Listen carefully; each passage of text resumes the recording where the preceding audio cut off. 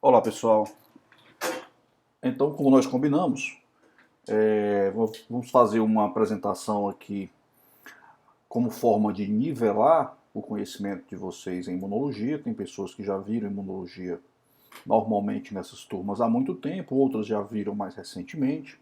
Sempre essa parte é muito heterogênea. Então, para alguns pode ficar repetitivo, para outros não, mas é importante que vocês tivessem acesso a essa aula porque às vezes, dentro de uma turma heterogênea, as pessoas que não estão acompanhando ficam caladinhas e acabam por não aproveitar a disciplina, né? Então, nessa aula de hoje, nós vamos falar de como o sistema imunológico ele se organiza, né? Nós temos vários níveis de organização do sistema imunológico.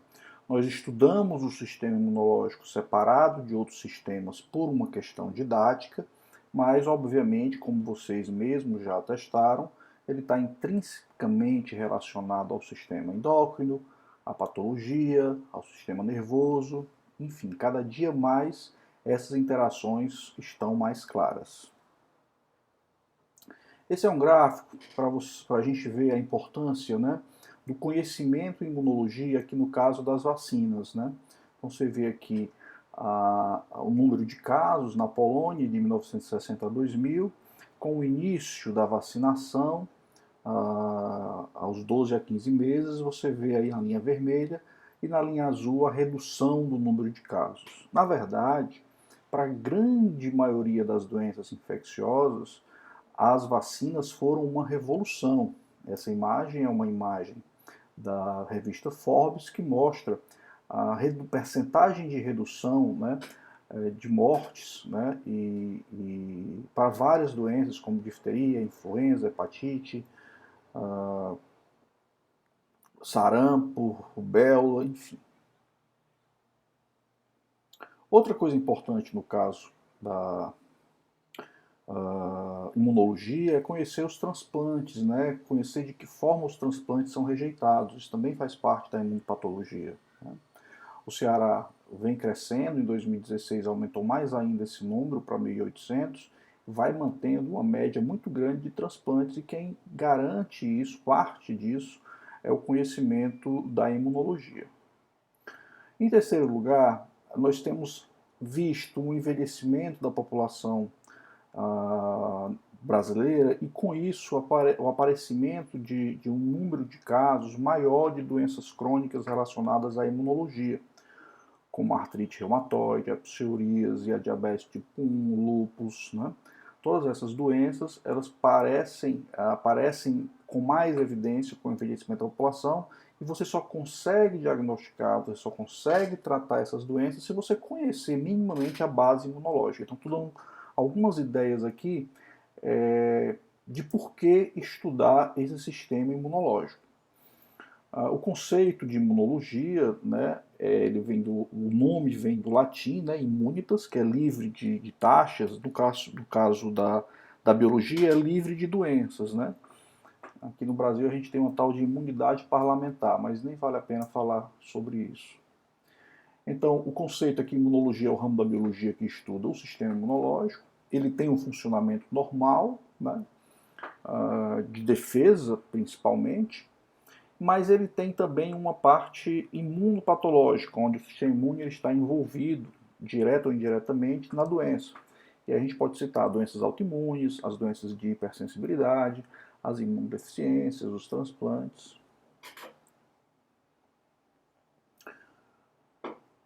Eu não vou me dedicar muito a essas diferenças, mas é importante que a gente saiba que existem dois sistemas que eles se complementam, na verdade, e eles têm evoluções temporais bem diferentes, né? Então, a imunidade adaptativa é muito mais recente, ela vai surgir na evolução nos peixes mandibulados, aí você tem aí algumas diferenças, porque a imunidade adaptativa deu um upgrade, vamos dizer assim, na capacidade de reconhecimento do nosso sistema, né?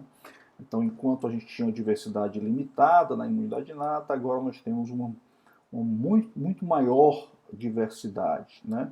E a adaptativa traz também o que nós chamamos de memória, né? Então é importante que depois vocês façam esse paralelo. Em todo livro de imunologia existe esse quadro.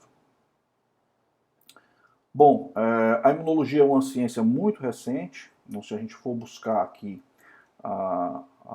comparar com outras ciências, né, a imunologia é muito recente. Ela só tem condição de você iniciar estudos de imunologia reconhecendo algo como células da linhagem linfóide, ou mesmo dos granulócitos, a partir da criação dos microscópios, né?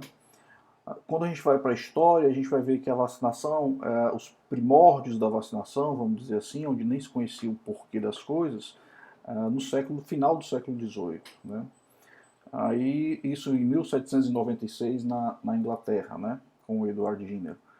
E os postulados de Koch, assim como a descoberta dos fagócitos, já quase no início do século XX, com aí saindo da Inglaterra indo para a Rússia aí com Mednikov.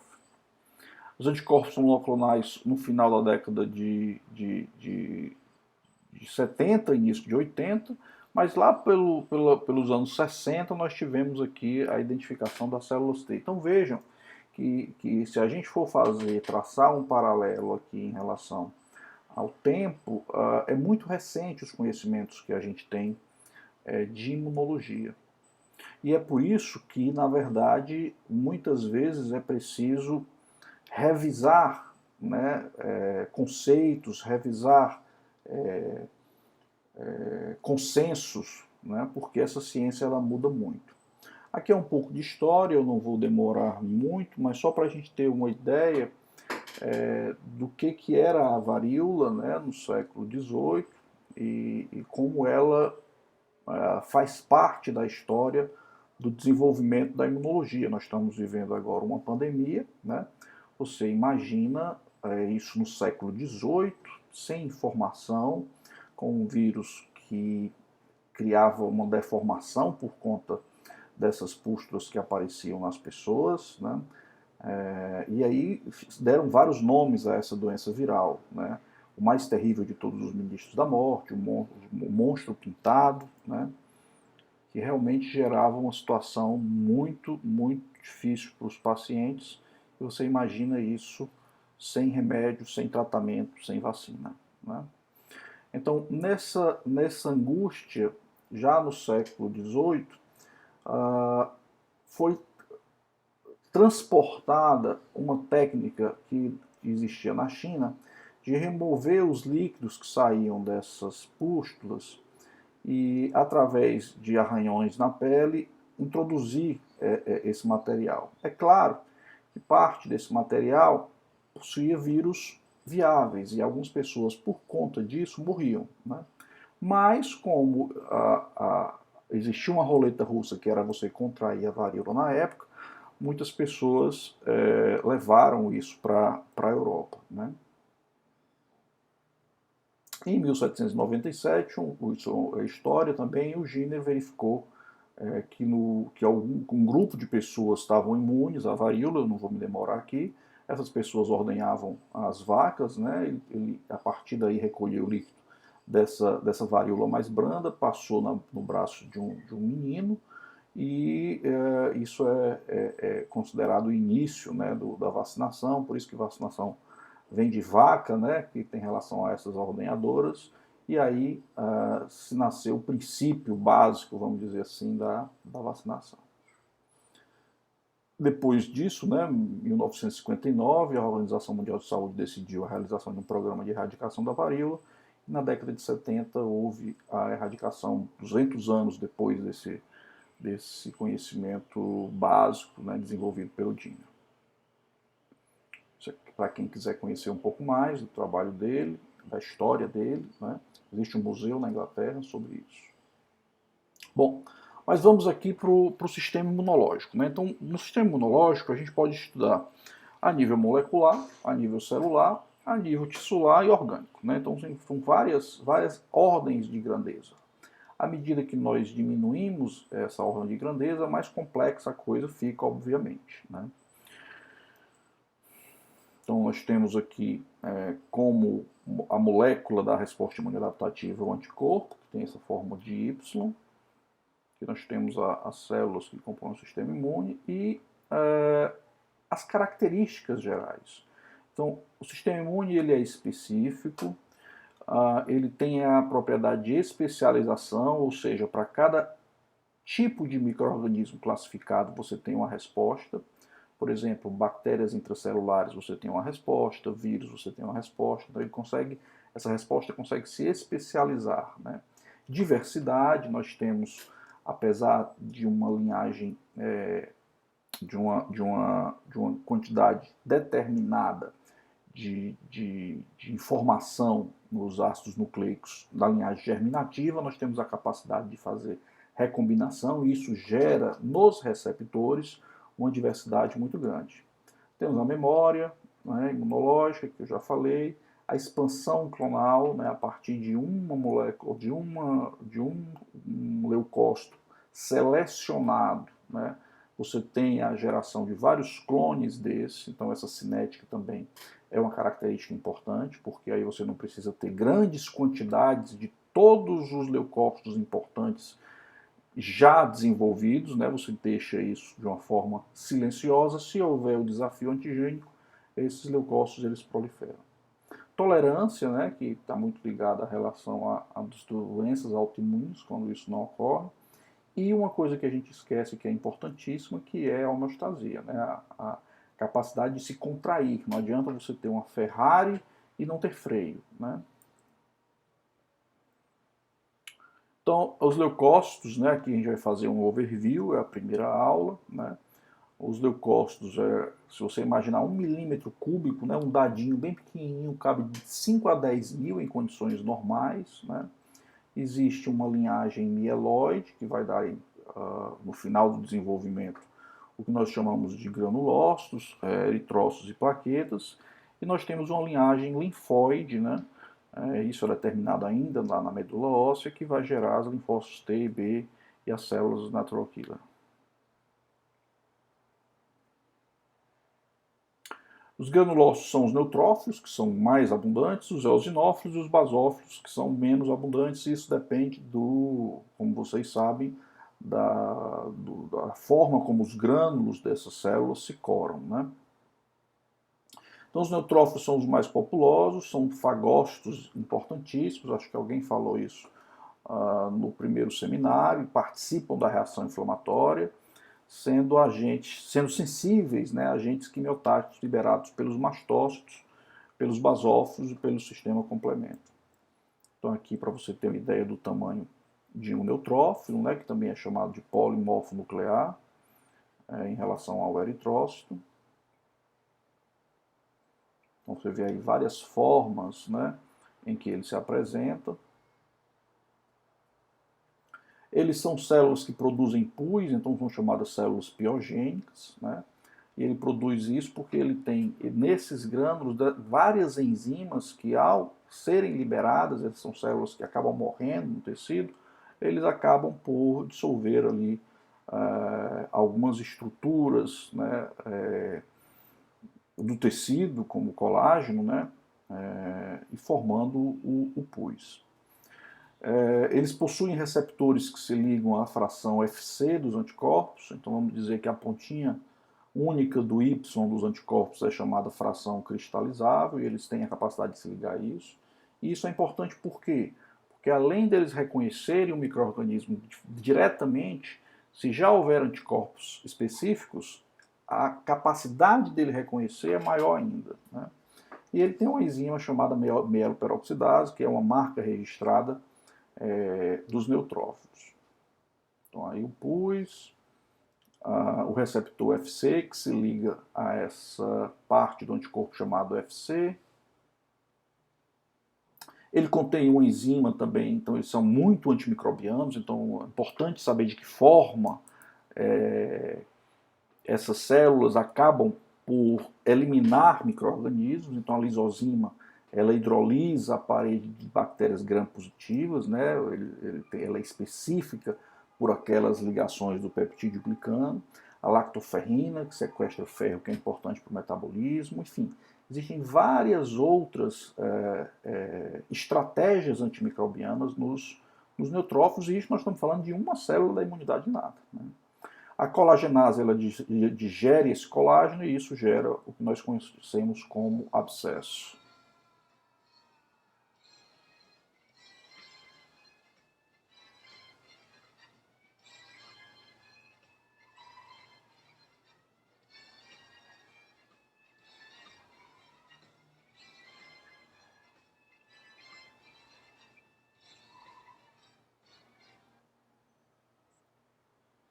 Então, os eosinófilos, eles já são leucócitos encontrados em pequena quantidade, eles se coram, né, pela eosina, eles ficam bem rosa-salmão, como a gente pode ver, normalmente binucleado.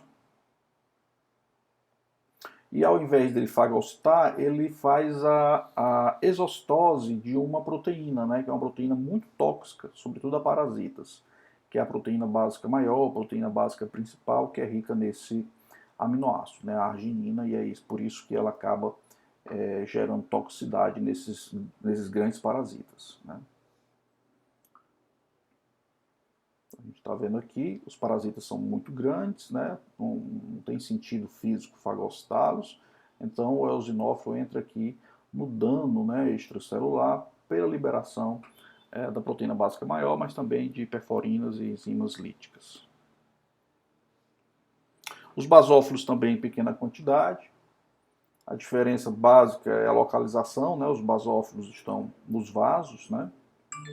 E estão envolvidos nas reações de hipersensibilidade. Não vou entrar em mais detalhes, aqui é só uma ideia de tamanho, né? Ele já é uma célula maior, né? E aí nós temos o papel da IgE aqui, não vou entrar em detalhes também para não complicar muito, mas eles têm receptores para a porção FC das IgEs, e a aproximação dessas IgEs leva à liberação de muitos mediadores da inflamação, e isso está muito relacionado lá às hipersensibilidades. E os monócitos, né, que estão entre 3 a 8%, tem núcleo ovoide, geram lá os osteoclastos, mas não só isso, né, todo o sistema fagocítico mononuclear depende dos monócitos, né. Temos os macrófagos, que aí já são células residentes, que têm uma vida maior no tecido. Então, quando vocês forem estudar, por favor, separem não só as características dessas células. É importante que vocês leiam o primeiro e o segundo capítulo do ABAS. A aula realmente não vai conseguir trazer para vocês tudo, mas é importante saber não só o que a célula faz, mas onde ela está. Então, os macrófagos derivam dos monócitos e eles estão nos tecidos. Que tecidos? Todo o tecido do corpo que você possa imaginar tem macrófago. Porque é um sistema que fica vigilante ao redor dos vasos, vamos dizer assim. Antigamente ele era chamado sistema retículo endotelial, né? Então você tem no pulmão, no cérebro, no fígado, no tecido conjuntivo, tudo isso você tem macrófago que fica lá vigiando, como vigilante nesses tecidos, né? E ele faz muita coisa, né? Dependendo do tipo, eles têm alguns tipos, mas ele causa inflamação, ele ativa o linfócito, ou seja, a imunidade inata ajudando a adaptativa, ele faz reorganização tissular quando tem lesão, ele pode levar à lesão quando ele acaba liberando esses fatores reativos, como o H2O2, as hidrolases e o C3A do complemento.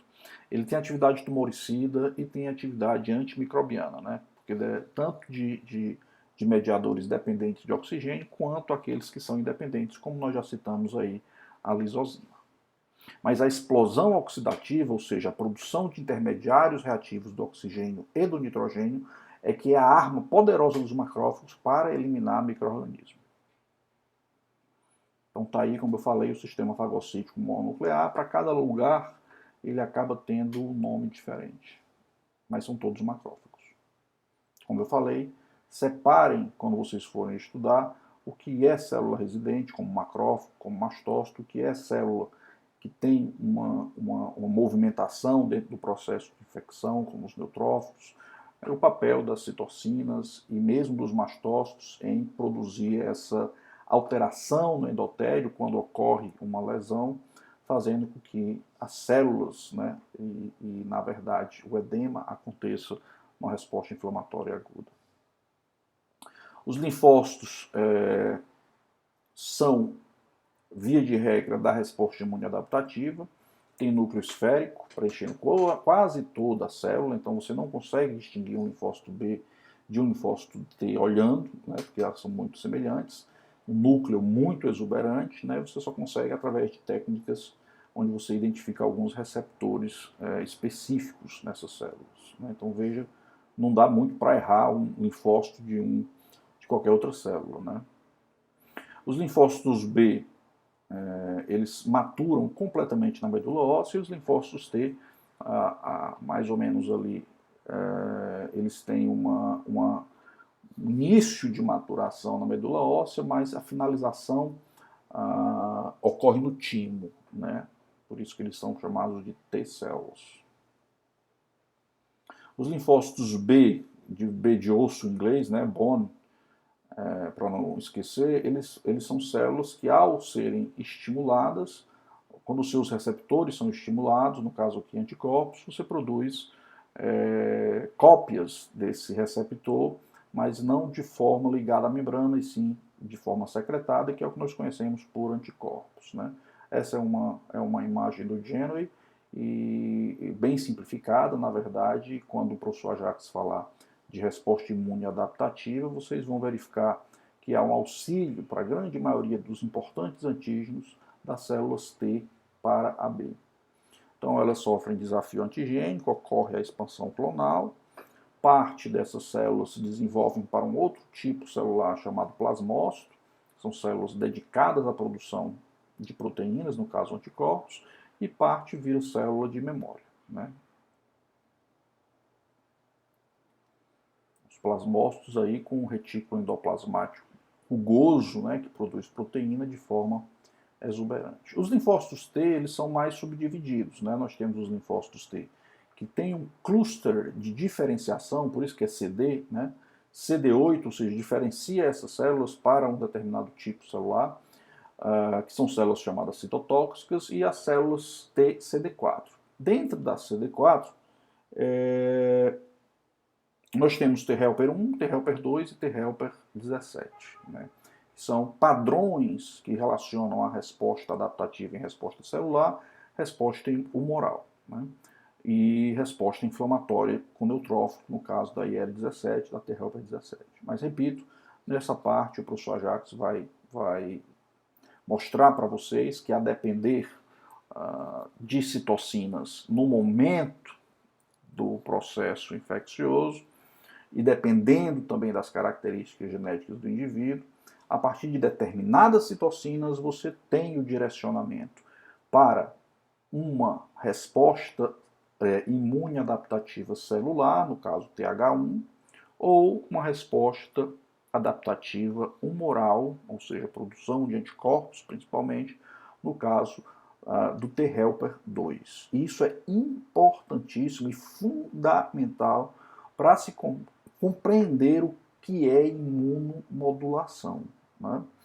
A partir disso aqui você entende os padrões, por exemplo, da tuberculose, da hanseníase, da resposta antiviral, tudo isso envolve essa modulação. Né? Isso já foi descoberto há muito tempo, e essas citocinas já são bem conhecidas, e isso é um ponto que cada um de vocês deve realmente se preocupar, porque quando você não compreende isso muito bem, tudo a partir daí fica mais difícil.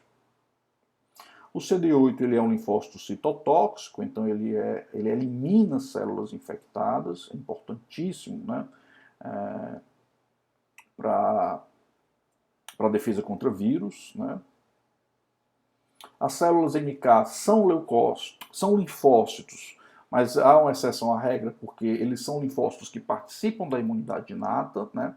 Então eles são células que conseguem, são células realmente ainda pouco decifradas, apesar de se saber alguma coisa, mas elas são células que conseguem identificar na superfície da célula-alvo que alguma coisa não está bem, ou seja, que a célula está sofrendo um estresse oxidativo, ou que a célula está sendo invadida por vírus, e ela consegue de forma muito rápida eliminar células infectadas por vírus ou mesmo células tumorais. É o chamado beijo da morte. E aqui a sinapse imunológica entre um alvo e uma célula NK. A célulazinha menor é a célula NK, a célula alvo é a célula maior. Então, na intimidade dessa sinapse, você tem a liberação de mediadores que levam essa célula à apoptose. Para a gente terminar, eu vou citar aqui algumas características dos órgãos linfóides. Os primários, onde as células maturam, são a medula óssea e o timo, e os secundários são os linfonodos baços e os tecidos relacionados à mucosa. Então nós temos aqui em verde os tecidos, os órgãos linfóides produtores de células imunológicas, ou seja, os órgãos primários, e os em rosa são os órgãos linfóides secundários, que têm como função primordial aumentar a probabilidade de encontro de células imunológicas com os agentes infecciosos. Então, a medula óssea é o principal órgão hematopoético, né? Se vamos produzir uma coisa que é muito importante para o nosso corpo, como nossas células de defesa, no berço dessas células que elas sejam muito bem protegidas, e nada melhor do que fazer isso dentro do osso. Então aqui é o nosso tutano, como nós conhecemos, né? Então tem muita gordura, tem muitos adipócitos que servem como estruturas de suporte, e existem vários nichos dentro da medula óssea que vão produzir cada uma daquelas linhagens que a gente conversou, né? A linhagem vermelha, a linhagem branca, as plaquetas, enfim. Um microambiente de diferenciação é estabelecido e mantido por células do estroma dessa medula óssea, né? E cada ambiente, como eu falei, é destinado à produção de um tipo específico. Então, dentro da medula óssea, você tem essas células estromais, você tem moléculas de adesão específicas, ou seja, a célula só consegue sair dali, ou seja, só quando ela estiver madura, no caso dos linfócitos B, ou quando estiverem prontas para ir para o timo, no caso dos linfócitos T e B. Então, e várias citocinas também são produzidas ali, que são citocinas relacionadas à maturação dessas células. Então, essas moléculas de adesão, como eu dizia, quando a célula se torna madura, é que ela deixa de exprimir o receptor, que vai deixar ela grudada lá, e aí ela consegue sair da medula óssea. Então, o timo é um órgão bilobulado, localizado na porção anterior do mediastino, né? Os lobos são divididos em lóbulos, né, por tecido conjuntivo, e aí você tem a localização aqui do timo, né, para cima do coração. Vamos entrar lá no timo, você tem uma área lá mais em cima, mais células, como vocês podem ver. Cada pontinho desse vermelho é um timócito, né, uma célula T imatura, e à medida que ele sai do córtex e vai para a medula, você verifica uma quantidade menor de células. Então as células vão sendo selecionadas, e aqui é onde ocorre a tolerância central, né? Células que reagem ao próprio aqui são eliminadas. Então, como vocês sabem, o corpo ele não gasta energia à toa. Então veja, se a cada 100 células que chegam aqui, só 5, 2,5 T, 2,5 CD4, 2,5 CD8, a cada 100, né, é porque realmente a tolerância central, a eliminação de clones autorreativos é importante. E isso ocorre lá no timo, né? Então você vê o córtex com muito maior quantidade, né, de DNA marcado, no caso aí, do que a medula. Porque tem muito mais célula no córtex, enquanto na medula, depois do processo de maturação, fica bem menor. Os órgãos linfóides secundários, né, então a função eu já falei, maximizar o encontro entre linfócitos e substâncias estranhas. Você tem os encapsulados, que são os linfonodos e o baço, e temos os não encapsulados, que é o malte, né, o tecido linfóide associado à mucosa. Então, o vaso ele vai diminuindo de calibre até virar um capilar. Nesse capilar você pode ter a saída de líquido, de células imunes e de lipídios, e como isso não pode se acumular no terceiro espaço, acaba sendo capturado, né, pelo esse vaso de fundo seco, que é a vasculatura linfática, e isso vai sendo drenado para ser devolvido novamente à circulação sanguínea lá no coração. Antes disso, você tem a cadeia de gânglios, né, que vai, obviamente, verificando nessa linfa a presença ou não de invasores ou substâncias estranhas. Eles fazem isso exatamente por conta dos receptores das células que estão presentes e bem organizadas dentro desses linfonodos. Então existem áreas mais corticais, que são áreas de centro germinativo, onde tem muita célula B, e a parte mais central é a parte onde você tem célula T. Então a linfa chega ali por cima, pelos vasos aferentes, é mais ou menos filtrada para buscar substâncias estranhas e ela vai ganhando aí essa cadeia ganglionar até chegar a ser devolvida essa linfa para o coração e ocorre novamente a recirculação. Que é só um caso de linfadenopatia. O baço, então, se a gente tem o patrulhamento da linfa, nós também temos o patrulhamento do sangue, né? Localizado abaixo do diafragma, do lado esquerdo.